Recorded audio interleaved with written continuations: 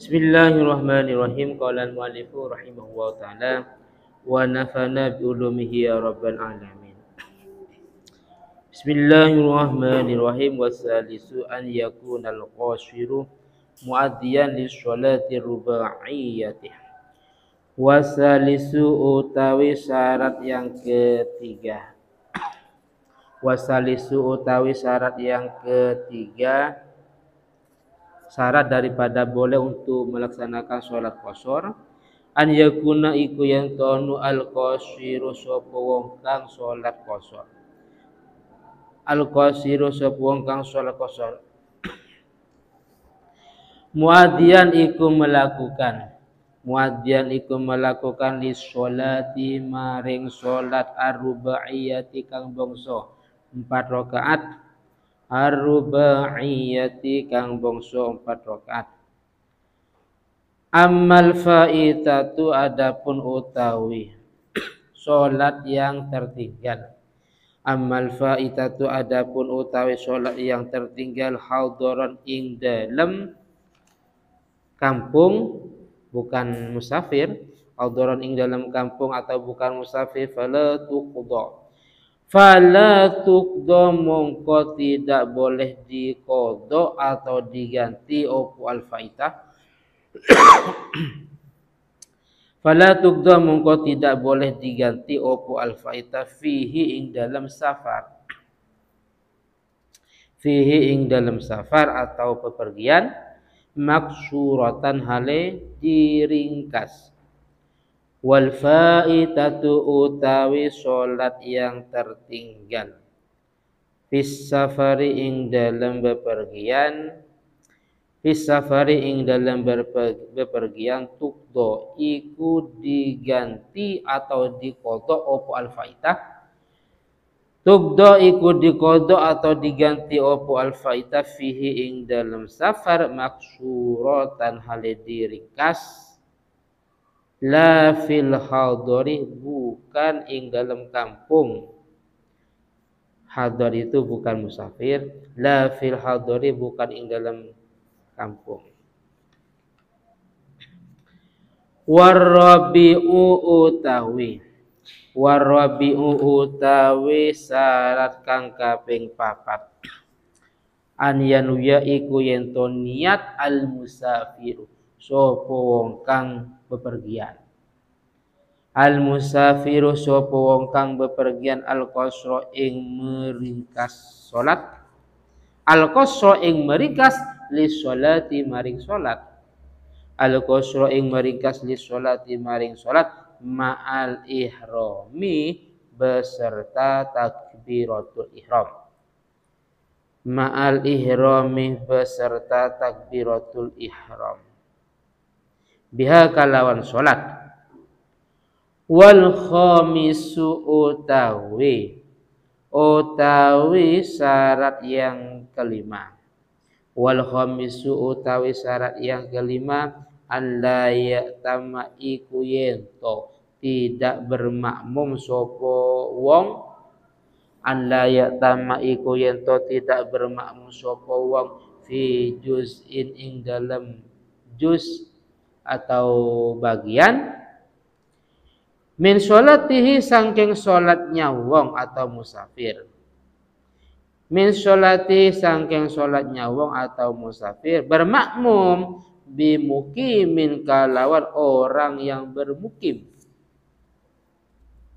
Bimukimin kalawan orang yang bermukim, ai tegese biman kalawan wong yusolli kang sholat sapa man sholatan tamatan kalawan sholat yang sempurna. Sholatan kalawan sholat tamatan kang sempurna liyasmila supaya mencakup al musafiro ing musafir. Sisi al musafiru sapa musafir al mutimmah ing wong kang menyempurnakan sholat. Al musafir sapa wong musafir al mutimmah kang ing wong kang menyempurnakan sholat. Wis Sekilas penjelasannya Rosid, syarat diperbolehkan untuk meringkas sholat yang ketiga yaitu bahwa sholat yang dikerjakan harus sholat ada. Ngerti ada Rosid? Sholat itu kalau dikaitkan dengan waktu ada 3. Paham Safa? Sholat itu kalau dikaitkan dengan waktu ada 3. Ada sholat ada sholat qadha, ada sholat i'adah. Saya ulangi lagi, ada sholat ada sholat qadha, ada sholat i'adah. Nah, ada ya kayak tadi pas sholat isya itu ada, atau mungkin tadi maghrib itu namanya ada. Apa ada? Ada itu adalah mengerjakan ibadah pada waktunya. Fi'lul ibadah waqtaha. Jadi ada itu mengerjakan sholat pada waktunya. Kalau qadha, fi'lul ibadah kharijal waqti, mengerjakan sholat di luar waktunya. Mungkin tadi siang ketiduran, ternyata duhurnya enggak sholat, sholatnya barusan, sholatnya setelah sholat isya, itu namanya qadha. Paham ya? Atau mungkin isya bos ngobrol di warkop sampai subuh, pas adzan subuh ketiduran, bangun jam 7 umpamanya, isya enggak sholat, subuh enggak sholat, ternyata sholatnya jam 7 pagi. Itu namanya sholat qadha subuh, sholat qadha isya, karena bukan waktunya. Paham ya? Jadi yang ketiga i'adah. Ini contohnya gini, i'adah. Di atas sudah sholat subuh, Panu sudah sholat subuh, proses sudah sholat, ternyata saya baru datang. Ayo sholat lagi ya. Paham ya? Saya baru datang ngajak anak yang sudah sholat. Yang diajak sudah sholat, kamu sudah sholat, tadi sudah sholat di atas, sekarang sholat lagi. Nah itu namanya i'adah. Fi'lul ibadah waqtaha saniyan, mengerjakan ibadah pada waktunya, hanya saja yang kedua kalinya. Bis. Sekarang gini, terkait dengan masalah qashar, ketika mau meringkas sholat, maka syaratnya sholat yang diringkas itu sholat ada. Rosid bepergian ke Jawa Tengah, ke Jakarta. Sebelum berangkat ada yang ketinggalan sholatnya atau tidak sholat. Ternyata Rosid mau qashar, duhur nggak sholat di pondok umpamanya. Ternyata di Jawa Tengah Rosid mau qashar duhur yang ditinggalkan di pondok. Mau qashar sholat yang tidak sholat waktu di pondok, ya nggak boleh. Paham ya? Yang boleh diqashar ya sholat yang punya waktu itu, sholat yang dikerjakan pada waktu itu.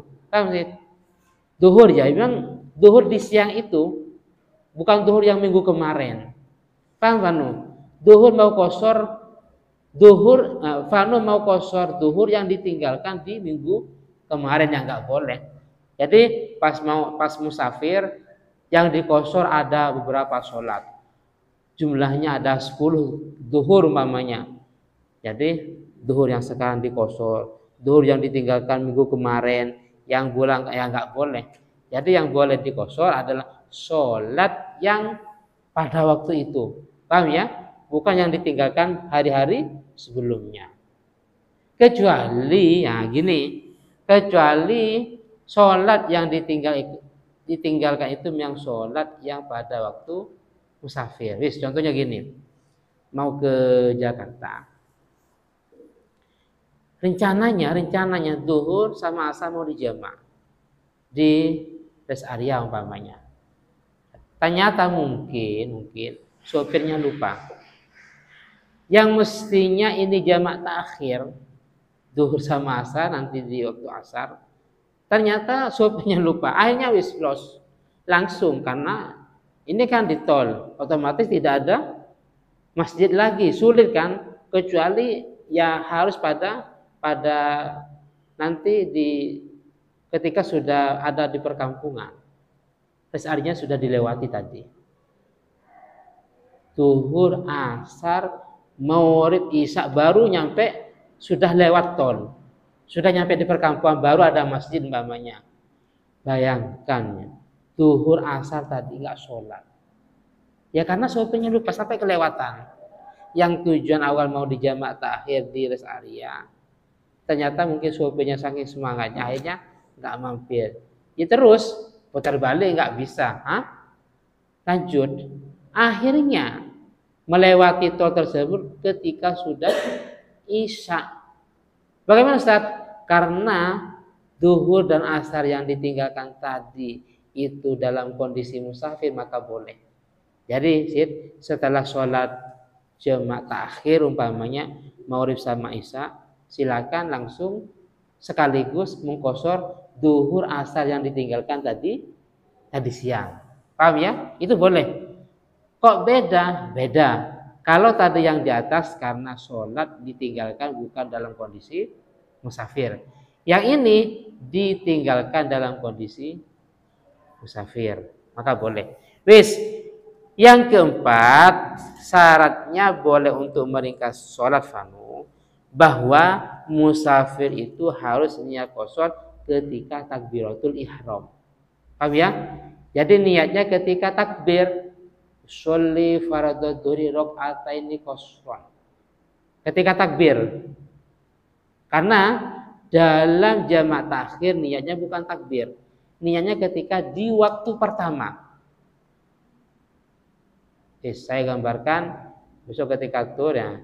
Dan ketika sudah adzan maghrib, perbatasan nyampe perbatasan Jawa Timur Jawa Tengah. Niatnya jamak takhir, Mas, ayo sholat. Niat. Ayo semuanya niat jamak takhir. Niatnya setelah adzan maghrib. Sholatnya nanti ketika nyampe di Kudus umpamanya. Nyampe di penginapan jam 9 malam. Tapi sekarang beda isit. Besok enggak Kudus kan? Mojokerto, Jombang ya.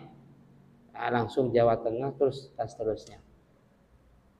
Jadi mau jamak takhir maghrib sama isya. Setelah adzan maghrib, ayo Mas, semua jamaah silakan niat masing-masing niat untuk jamak takhir di hatinya. Jadi niat bahwa maghribnya dilaksanakan nanti di waktu isya. Niatnya bukan takbir tapi di waktu sholat yang pertama.